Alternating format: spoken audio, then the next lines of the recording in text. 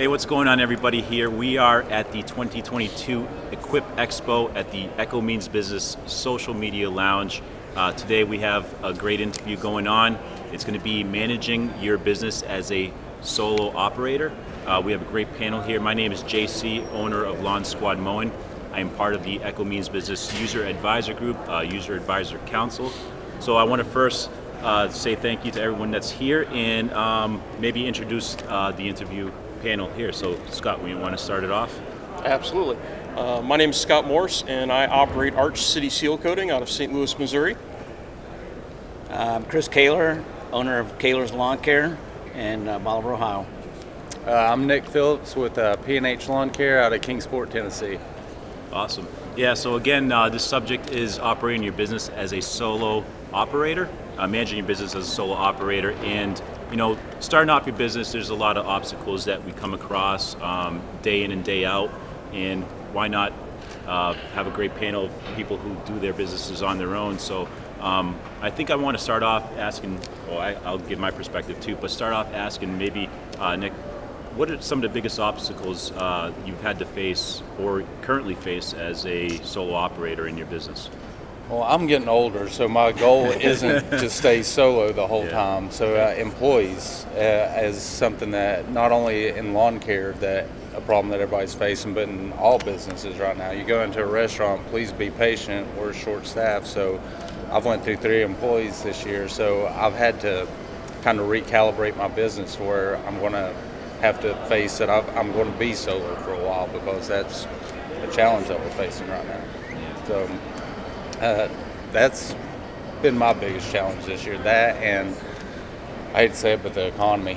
I mean, the high gas prices, the cost of maintenance going up and all that stuff. I mean, everything's going up. So that hits the profit margin like over what we were doing the past couple of years. I mean, we've had to raise prices and stuff like that. And customers aren't always open to that. And you'll lose them. You may, some understand, but some don't. So, Scott, when you started off in the very beginning, I would imagine that you started with this idea of starting your business and pretty much doing it on your own for the most part. Yeah, everything that I did as far as designing my equipment and how the business operates, I did it from the perspective of eventually I can have more employees and it can grow and be bigger. I can run multiple crews, but it always has to be at minimum be able to be completely run by one person with me. You know, I have to be able to be out there on my own and complete the projects. Yeah. And that was starting off. That was one of the bigger. Yeah, that was the primary goal, was to make sure that I could do everything by myself. Yeah. Because when it comes down to it, as we all know, we're it. Yeah. As solo operators, when the project has to get done, it's going to be us no matter what. Yeah, I think that's true in part with me as well, is where you know, something goes wrong, you have to rely on yourself. Yep. You have to trust yourself, and you have to have a sense of confidence as well too, just because if you run into a problem, you have to come up with your own solution. Like, you know, maybe there is somebody that you could call around the corner to come help you out with your business, but I've always found that it's like, all right, it challenges you, it makes things a lot more difficult, but you're also wearing many hats within your own business of like managing your paperwork, grabbing your customers, your marketing, getting the job done, sales, right? Yeah, so it's you have to be a multitasker, I think, when it comes to that. What about you, Kris? I would say time is one of my biggest struggles. I have a full-time job on top of my lawn care business, so when I get off, I got to have my equipment ready, and just having the time to do that. You know, my business is just me and my daughter that run this, so just having the time to get all my yards done after I get off my other full-time job. So basically, I'm working 2 full-time jobs. So, and then other than that, just trying to make sure I schedule time for the family, trying to fit that in. When are we going to take vacation? Who's going to do these yards whenever, you know, we're on vacation? So making sure my customers are taken care of. I would say that's my biggest struggles. Can I ask him a question? Yeah, I can relate to that too, because since I just retired from my full-time job as a mechanic, I've been doing the asphalt maintenance thing for years as a side part-time job. But time management is so critical as a solo operator, whether this is your whole focus or you've got other jobs and other businesses, you're doing multiple gig things. Time management becomes so crucial to being able to get anything done. I mean, it's if you lose control of the clock, everything falls apart. And then once you get behind for the week, I mean, your whole so week hard is just to screwed. get back. So I did a full-time job and mowed 25 yards on the side for 12 years before I went full-time into it. So how do you face the challenge of when the days start getting shorter? Because during the summer we can mow till 9 o'clock at night, and that now it's pushed back to like 6:30. If you don't get off till 5, your 3 hours is now an hour if you're lucky.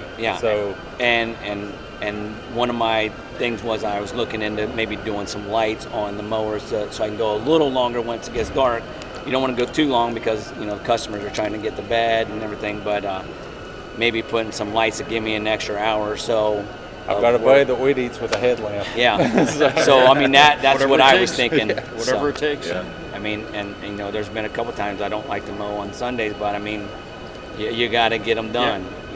I think all of us experienced that this year with the rain, the torrential rain that we had at the beginning of August. Every lawn care person I know in Kingsport was working Sundays. I mean, you didn't have a choice. I don't like to either for family time. But I'll do what you got to do sometimes. Just like you all said, you have to find a way to get it done. You have to figure it out, and it's like you have to act on it. And the weather has been that way with us as well too.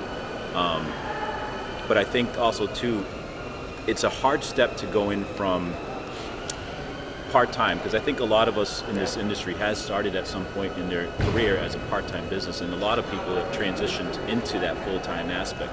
Now, it's scary. It's terrifying. These last couple of months have been, for me, some of the most rewarding,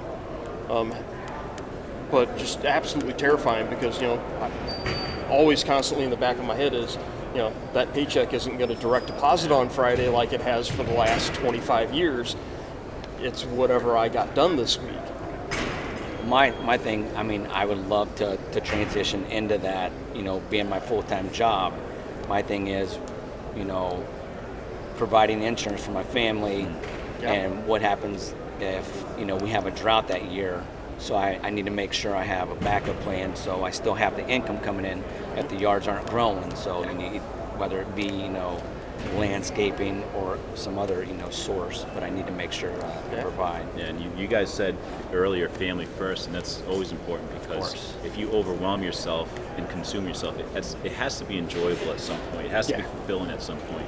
And it has to give you an end product so that you have that satisfaction of all this hard work I've done has been provided to my family, so I could take those vacations, so I could spend those times, with the people that you love the most.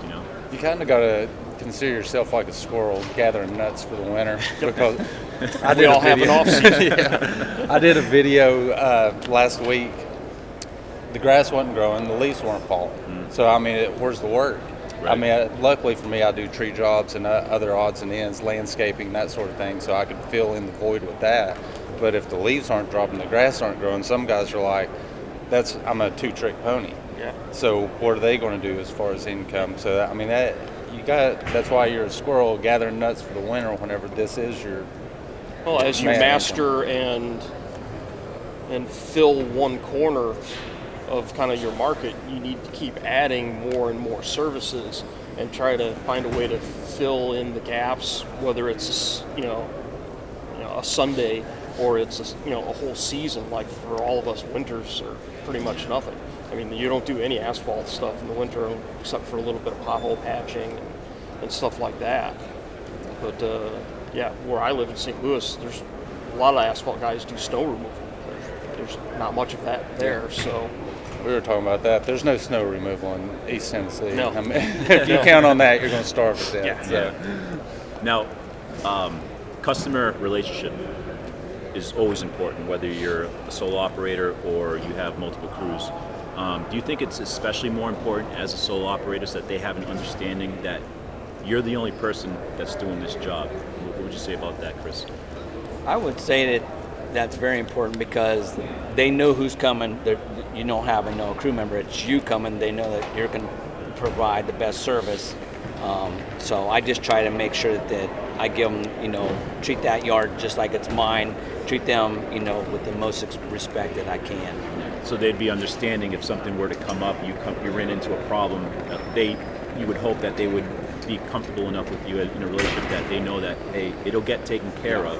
It's a little bit bump in the road, but they understanding that you're the only person that's doing that job, and it'll get done itself. Yeah, they know that life happens. That all my customers are that way. They're very understanding of life. Are you upfront with your customers when you have a new customer? Say, hey, I'm the only one that works, or do they sometimes think that you have a crew of 5 or 6 other people? I don't think any of my customers assume that I have giant crews or multiple crews. I do have occasional people that join me on bigger jobs, but most of my customers, I'm with them from beginning to end, and I appreciate that because it helps me build that relationship with all of my customers. I've always felt it was better to have 20 customers for the next 50 years than 50 customers for 1 year and be gone. These people know that when they call me in 2 or 3 years that I'm going to pick up the phone because it's still me. I've found that to be a double-edged sword, though. And the reason I say that is because I've got some customers I've had for 16 years, but another influencer said, your customers aren't your friends. So if Johnny Come Lately is $40 and you're $50, they can still take it. Some of them will drop you, but what I mean by it's a double-edged sword, you build such a relationship with this customer, they start to become friends instead of customers. And then whenever you're selling a service to them, it's like, well, you can do that while you're here, and they forget that you're running your own business because you've somehow slipped into the friend zone. Does that make sense? Makes a lot of sense. So I've ran into that, which I love my customers. I mean, I've got great ones, but some of them that's happened with, and that becomes, I hate to say it, but a profit-making barrier because I can't do what I normally do with customers. I don't have that relationship. Well, that's a skill we all learn along the way, is how to handle that situation when a customer says, oh, hey, I know you're here to take care of this, but I've got this too. And you have to know to immediately jump in. It's like, hey, you know what? I've got enough time to do that today. It's going to cost this much, and I'll add it to the regular invoice. I won't have to bill you separately. I can add it to this, to today's trip. Or some way to kind of preface that, but you have to be able to have that script in your head ready to go. And knowing when to say no. And knowing when to say, you know what, I just don't have time for that today. The next opening I got, I think, is in 2 weeks. But let me get back to my calendar tonight, and I'll shoot you an email and let you know when I can take care of that and how much it's going to cost. Yeah. I've had that happen where they're like, hey, while you're here, do you have time, to clean out my gutters or something like that? And I was like, running a tight schedule tonight. Is it all right if I just do that next week, and then I'll have, make sure I have my ladders and all that stuff on the truck? And they're usually okay with that. Yeah, I don't think much of anything that any of us do is, like a 911 emergency. Yeah. You have to handle this now, unless it's like a tree down in the middle of the driveway or something. Yeah. That's when you get into 3, 4, 5 different phone calls where those instances happen too, and that's hard to tackle as well. But like Nick said, there is a fine line that there's a separation. There's a fine line. You could be friendly, you could be professional. You have to be professional. But it gets blurred. Yes. I mean, especially with the older customers, it's hard to get them that they're the customers that leave $50 under the front mat that don't want you to put a card on file and put them in your software and stuff. So whenever you put it to them with these other things, it just confuses them, and they don't want to do it that way. So it's a fine line you got to walk sometimes. You got to, like I said, you got to figure it out, and I think we try and figure it out every day of the business. So, absolutely. Yeah, I'll be honest and say that was probably one of my bigger struggles starting off, because you were eager to go out there and work, and you were eager to pick up jobs, and you were thankful that people had work for you. So it's like, I don't want to say no, but also too, like we were talking earlier, consuming yourself, overwhelming yourself. You don't want to take on more than you could handle as well, and knowing what your limitations are as well.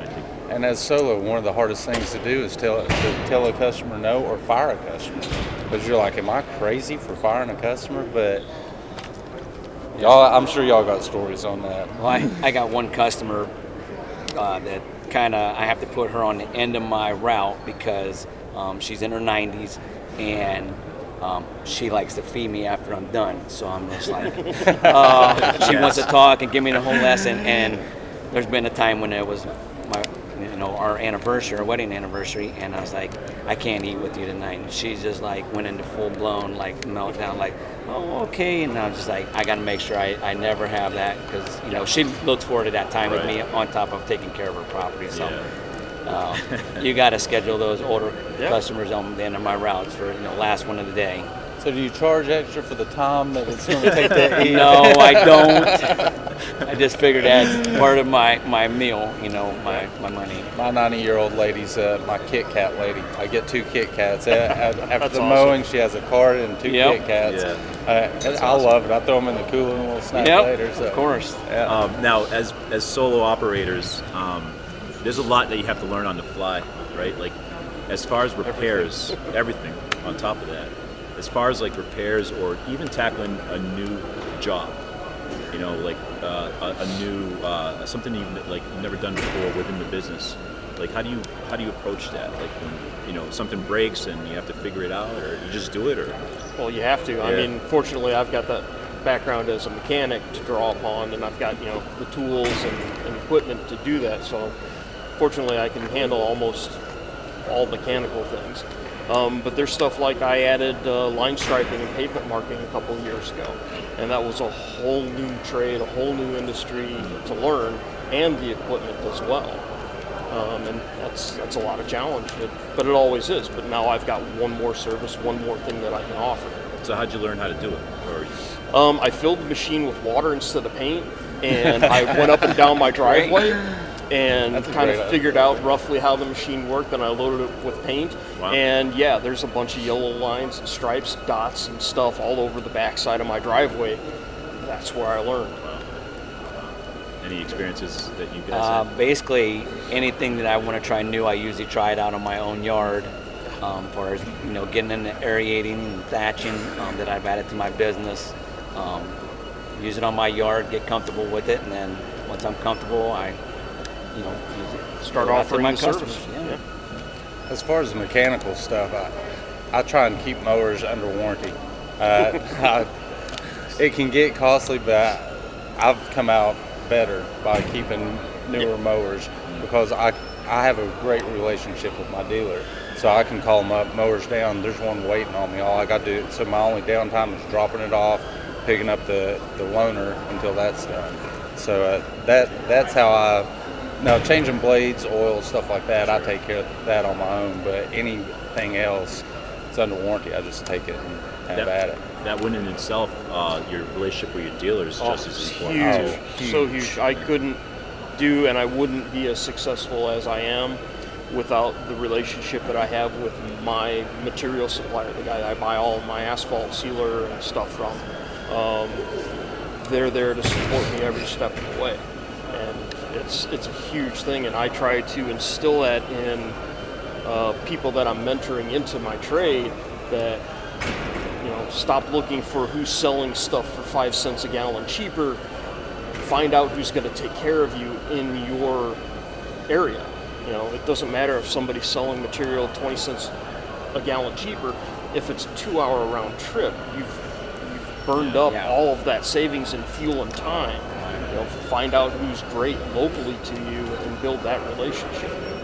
I said, if my dealer only sold 20-inch Murray push mowers, I'd be using a 20-inch Murray push mower, because that's how great my dealer treats me. I mean, I'm solo, but I'm treated as well as the guys that's got 2 or 3 crews. They know me as well. I'll take them donuts at Christmas time. I'll do lunch for them and stuff like that. So If you're just getting started in this business, find a dealer that you can trust and count on. I mean, that's one of the top three things that you got to have. I've had my supplier come in on a Sunday after hours and open the plant up to fill my tank because I have that relationship with him, so I could finish a job.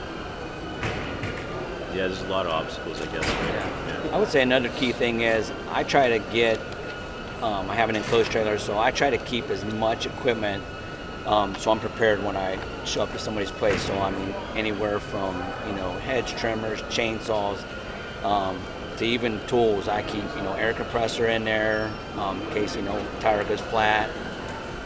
Just being prepared that way. So just as much as I can get in the trailer to.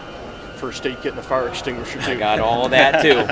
That's one. Yeah, it's very important. And being organized. Yes. Especially even, it's one thing to go out there and do the job. It's another thing to go out there and manage the job and making sure your paperwork and everything is aligned correctly. And like you said, I think preparing yourself with anything is going to get you better off as you go into it. I'd say on my level, as far as equipment and all that stuff, I think I'm very prepared. I kind of struggle on having the time to do all the billings and all that stuff. That would be my weakness of the job for me, just doing the billing. I've got an app that does my estimates and invoicing, and I can line item different services. So I can line item, cleanup and prep, and then crack filling and pothole patching, and then actual sealing. And it's just tap, tap, tap, tap, tap, fill in the blanks, and it does it all. So stuff like that is huge time saver for us. We're not trying to write out invoices or struggle with QuickBooks when we just need to do something quick and simple. Now I use the Yardbooks app, which I can put everybody in there, but it's still at the end of the month I have to go in there and say, okay, I had this date, this date, this date, and then it creates an invoice. So it just takes a little bit of time, and I'll show up on the customer, hey, you got my no, I haven't had time. Most importantly, I took care of your yard, and she said, that's fine, but we still want to pay you. Yeah, so I use Joyce, and that's super easy for me because one tap and it goes from an estimate to an invoice and automatically sends it to them via text or email as a link right back to Joyce to their invoice, and they can pay right there. So Okay. it's super fast. Isn't where you get a cheap jobber plug, is it? Yeah, Jobber works great too. I haven't tried it. I'm Yeah, like I you, I haven't use either. Yardbug. Yeah, a lot of the but bigger guys I use in Jobber. asphalt use Jobber. because So- it also has some time management scheduling functions in it too, I believe. I do want to experiment with that. I'd like to go buy the booth while I'm here, actually. So If you could look back to when you first started and change one thing, maybe something that you wish you could have done better, what would you do? I would just say probably record keeping would be the one thing that I wish I would have gotten a habit of doing earlier. I mean, I would take a notepad and I'd be writing everything down, and then I still do everything pen and paper. Whatever works. Well, and transfer it to Yardbook later. But yeah, as I go through, it's pen and paper. So. yeah. I think for me, pricing. Yeah. When you start out, you have this mindset, I think everybody does, that you're chasing the job and you don't want to oversell on your pricing and come in competitive, and you wind up forgetting to pay yourself. Yeah. And we have to remember that we're here to make sure that we're earning a living. We all love what we do, but we have to bring a check home. I would say. And I think would say that the was my same. biggest mistake was I sold myself short the first couple of years, and I forgot to pay myself. I agree with that. I mean, we were after just getting the jobs, Yeah. and we weren't getting the quality money. And I've since bumped my pay way up, and I'm still getting a call. So Yeah, you haven't They found must- the ceiling yet. yeah. Yeah. So I could even bump it a little more and still have the calls coming in. So I think that's important. That can be detrimental because so much that you're investing in, your time, your effort, your equipment, and you're not making to that Top point dollar. where you're coming home with something to And then put when you food on do the have to table. raise prices on them, and then you raise it, they're just getting to the price that it should have been whenever you first From the got get-go. them. So that, Yeah. and then because if you bump them up where they should be, you'll probably lose them because you need to go up. So And I think it also gives a sense of like to the customer, hey, this guy doesn't know what he's doing, because he's all over the place with his prices. One day it's this, and the next day is this, and it's also about keeping a reputation, I think. Too. I bid an apartment complex one time, and the guy actually told me, he said, there's 3 estimates. He goes, the ones that bid it so high they don't want it, the ones that bid it so low they don't know what they're doing, and then I look for the middle because that's where they're at. So, and I listen to that, and I keep that with me. So I'm like, what would the big guys charge, and what would Chuck in a truck charge, so I can feel that niche. Yeah. So I think it comes down to too, for people who want to start off on their own, whether it's part-time or full-time. It's not easy, but if you do it right, the challenge is worth it. Absolutely. And you can definitely build off on that, and you could get to a point where you're maybe no longer doing it as a solo operator, but now you're having other people take on responsibilities. Now that's another topic. If you ever get to that point, trusting other people to get the work done for you. Very difficult. Very difficult.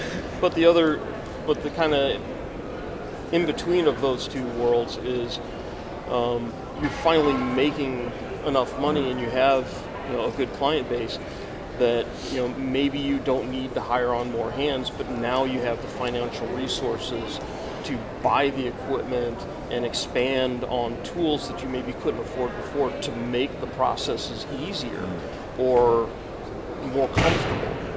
You can buy a new truck, you can buy different hand tools, or you can buy different power tools instead of using hand tools. Time savings. Yeah.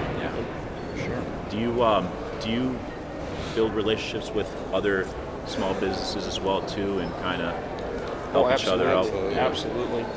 How important would you say that is? Oh, it's critical, because we can all, when you build that network of like-minded people, because not everybody's in that mindset. Some people are super competitive, and the world is theirs to kind of take over. But I don't know anybody in industry like ours that could take all of the work. If every time the phone rang, you got that job, could you buy enough equipment? Could you hire enough people? Could you do it? So there's enough work for everybody, and if we all start to work together a little bit, when your truck is down, or when you're overwhelmed with work and could use a hand, you've got a few people that you could call and say, hey, I need help with whatever. I've got guys in other towns that will message me, and they're like, Nick, you gave me 10 yards this year, and I was like, I just sent them to, but you got to trust. Yeah. You got to be that's careful. Building that network. You build a network within your local community. Yeah, you want to refer somebody that's going to be dependable. Yes. Yeah, if you refer a bad person, it comes back on you like that. Yeah. So you know them. Speaking of networks, so I want to kind of end that with this. That's the most important thing about here, and even with EchoMe's business, social media, just having that kind of information line where you can kind of reach out to other businesses and pick each other's brain with ideas. So for you guys that are watching this, and everyone that's here at the Expo, make sure you visit www.echomeansbusiness.com. Sign up. There's a lot of information. You'll get a lot of information and interviews, just valuable stuff to help you and your business grow. So with that being said, again, we'd like to thank EchoMe's business, Echo as well too, for providing this here for us to be able to do that. And thank you guys for your information and your feedback. So, Thank you. Take care. Bye now.